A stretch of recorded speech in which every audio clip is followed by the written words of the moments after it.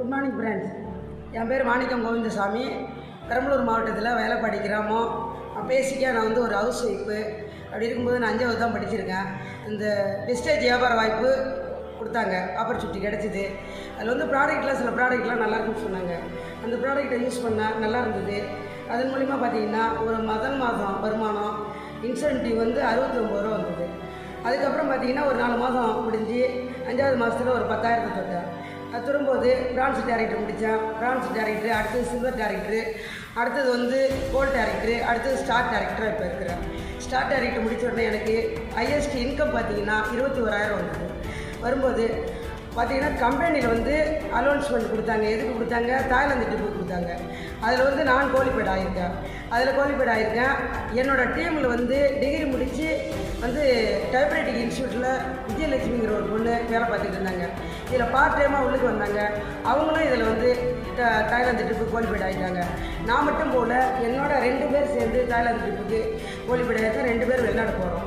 அதன் மூலமாக பார்த்திங்கன்னா இங்கே பாருங்கள், இப்போ தான் எடுத்திருக்கேன் பாஸ்போர்ட் எடுத்திருக்கேன். என்னுடைய ஃபோட்டோ பாருங்கள்.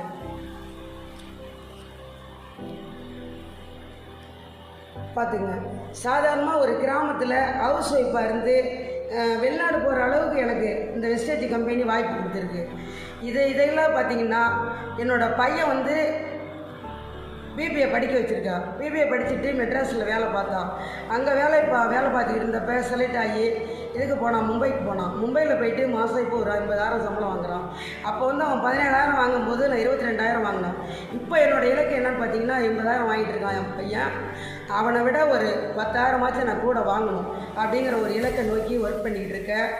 மற்றபடி பார்த்திங்கன்னா கம்பெனியில் கிரவுண்ட் டைரக்டரு அப்படிங்கிற ஒரு லெவல் இருக்குது. அதில் கிரவுண்ட் டைரக்டர் போயிட்டால் 1 லட்சம் சம்பளம் வாங்கலாம்னு சொல்கிறாங்க.